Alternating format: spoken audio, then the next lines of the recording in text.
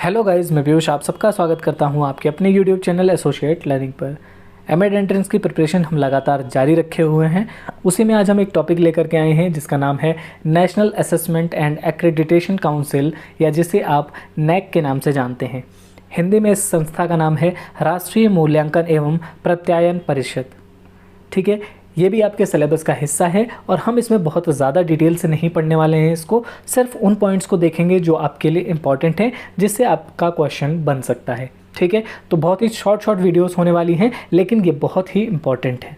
ठीक है, इसके पहले हम आगे बढ़ें, अगर आपने अभी तक हमारे चैनल को सब्सक्राइब नहीं किया है तो सब्सक्राइब कर लीजिए। आपकी कोई पर्सनल क्वेरी है तो हमें व्हाट्सएप कर सकते हैं, टेलीग्राम को भी आप ज्वाइन कर सकते हैं।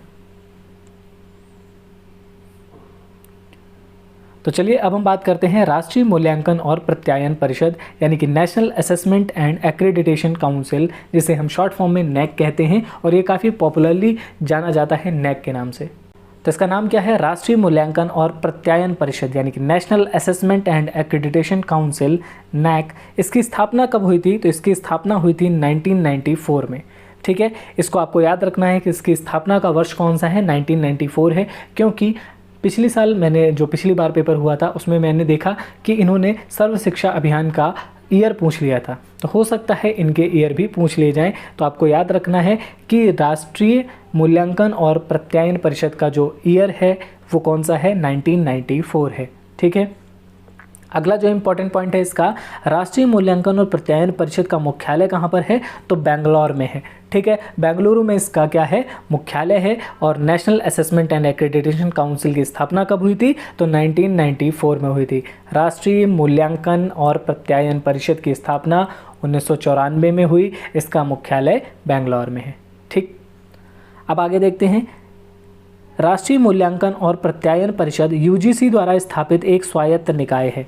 ठीक है, यूजीसी के द्वारा इसकी स्थापना की गई थी और ये एक इंडिपेंडेंट बॉडी है। स्वायत्त निकाय का मतलब क्या होता है? इंडिपेंडेंट बॉडी है, ये अपना फैसला स्वयं लेती है, इसके ऊपर किसी का कंट्रोल एज सच नहीं होता है, इसको कोई बताने वाला नहीं होता है कि तुमको ये करना है, अपने मर्जी से ये काम करती है। ठीक है, इसको राष्ट्रीय शिक्षा नीति 1986 और कार्यवाही अधिनियम प्रोग्राम ऑफ एक्शन 1992 का अनुसरण करते हुए स्थापित किया गया था।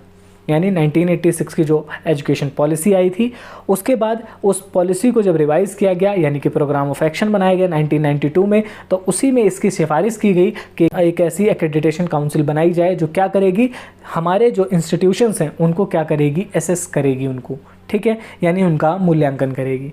ठीक है, तो इसकी स्थापना कब हुई? 1994 में। मुख्यालय कहाँ है? बेंगलोर में है। और इसकी स्थापना किसने की थी? यूजीसी के द्वारा करी गई थी। कब करी गई थी? 1994 में। और किस पॉलिसी के अंतर्गत इसकी स्थापना हुई है? तो 1986 की पॉलिसी के अंतर्गत जब उसको रिवाइज़ किया गया 1992 में, उसी के आधार पर इसकी स्थापना की गई है। आगे देखते हैं हम इसमें। राष्ट्रीय मूल्यांकन और प्रत्यायन परिषद, जिसमें भारत में उच्च शिक्षा की गुणवत्ता का मूल्यांकन करने पर विशेष बल दिया था, है ना। तो राष्ट्रीय मूल्यांकन और प्रत्यायन जो परिषद है हमारी, इसका मुख्य कार्य क्या है? इसका मुख्य कार्य है जो उच्च शिक्षा है उसकी गुणवत्ता का मूल्यांकन करना, है ना। इसका मुख्य अधिदेश उच्चतर शिक्षा के संस्थाओं, विश्वविद्यालयों और कॉलेजों अथवा उनके एक या एक से अधिक विभागों, संस्थाओं, कार्यक्रमों आदि का मूल्यांकन करना और उन्हें एक्रेडिट करना है। ठीक है, ये आपको ध्यान रखना है कि ये क्या करती है? जो नैक है हमारी, नैक क्या करती है? जितने भी उच्चतर शिक्षण संस्थान हैं, ठीक है, चाहे वो विश्वविद्यालय हो, चाहे वो कॉलेज हो, ठीक है, कॉलेज के अलग अलग विभाग हों, उनकी अलग अलग संस्थाएं हों, उन सभी का मूल्यांकन करती है और उन्हें एक्रेडिट करती है ना, प्रत्यायित करती है।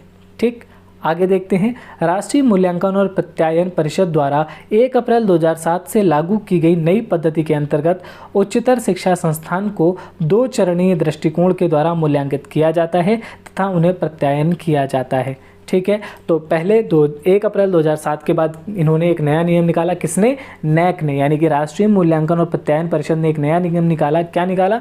कि अब कोई भी उच्चतर शिक्षण संस्थान होगा तो उसको 2 चरणों से गुजरना होगा। किसके लिए? मूल्यांकन के लिए और प्रत्यायन के लिए। ठीक है, मूल्यांकन होगा उसका और फिर उसको एक्रेडिट किया जाएगा और वो भी 2 चरण में किया जाएगा। ठीक है, मूल्यांकन और प्रत्यायन के मुख्य उद्देश्य निम्नवत हैं। चलिए हम इन उद्देश्यों को देख लेते हैं। तो पहला उद्देश्य क्या है? उच्चतर शिक्षा संस्थानों एवं उनके कार्यक्रमों का ग्रेडीकरण करना। जो उच्चतर शिक्षा संस्थान हैं और उनके जो अलग अलग विभाग हैं, कार्यक्रम हैं, उनको क्या करना? ग्रेड देना। ठीक है, ये किसकी जिम्मेदारी है? National assessment and accreditation council की जिम्मेदारी है, यानी कि राष्ट्रीय मूल्यांकन और प्रत्यायन परिषद की ये जिम्मेदारी है। ठीक है, अगला जो इसका उद्देश्य है वो क्या है? इन सभी संस्थाओं में अकादमिक परिवेश तथा अध्यापन व शोध की गुणवत्ता को सुदृढ़ बनाना। यानी कि जितने भी संस्थान हैं, जब आप एमएड में एंट्रेंस दे के कॉलेज में, यूनिवर्सिटी में पहुंचेंगे तो आपको पता चलेगा कि हर साल नैक की टीम आएगी और वो आपके कॉलेज को, यूनिवर्सिटी को क्या करेगी? चेक करेगी और उसके बाद अपनी यूनिवर्सिटी को या कॉलेज जो भी आपको मिला है उसको एक ग्रेड देगी।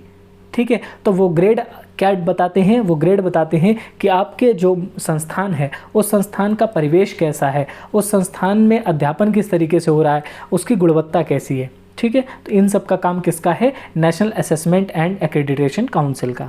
ठीक है, अगला जो एक इसका उद्देश्य है, संस्थानों द्वारा उनके अकादमिक लक्ष्यों को पूर्ति में सहायक होगा। हर साल क्या होता है कि हर संस्था अपने लिए कुछ लक्ष्य निर्धारित करती है कि हमको इस साल इस तरीके से काम को करना है, तो उन लक्ष्यों को पूर्ति करने का भी काम ये देखती है कि काम वो हो रहा है सही से या नहीं हो रहा है। ठीक है, अगला पॉइंट है उच्चतर शिक्षा के क्षेत्र में नवोन्मेष, आत्म मूल्यांकन तथा जवाबदेही को प्रोत्साहित करना। उच्चतर शिक्षा में हम देख रहे हैं क्या क्या? नई नई चीज़ों को जोड़ना। ठीक है, जैसे अब उच्चतर शिक्षा में टेक्नोलॉजी को लाना, उच्चतर शिक्षा में जो हम देखते हैं ना कि क्लास में स्मार्ट क्लासेस बनाई जा रही हैं, तो इन सब चीज़ों को भी जोड़ने का काम कौन बताता है? ये भी नैक बताता है कि कोई संस्था है उसमें किस तरीके से किन चीज़ों का प्रयोग किया जा रहा है, नया नवोन्मेष हो पा रहा है या नहीं हो रहा है, मूल्यांकन सही से हो रहा है, और साथ ही साथ वो जो संस्था है उसकी जवाबदेही को भी तय करता है। अगर उन पर जवाबदेही नहीं होगी तो वो क्या करेंगी? अब मनमाने ढंग से काम करेंगी। हो सकता है आप कॉलेज जाएं, आपको पढ़ाया ही ना जाए, तो वो अगर उन पर बैलेंस नहीं रखा जाएगा, अगर उनको चेक नहीं किया जाएगा, तो ये संस्थाएं कैसी हो जाएंगी? निरंकुश हो जाएंगी। इसीलिए जवाबदेही को मेंटेन करने के लिए ही ये जो हमारी संस्था है, यानी कि मूल्यांकन और प्रत्यायन परिषद है, ये हमारी इसी फील्ड में काम करती है। तो आज हमने देखा national assessment and accreditation council के बारे में, यानी कि राष्ट्रीय मूल्यांकन एवं प्रत्यायन परिषद के बारे में देखा है।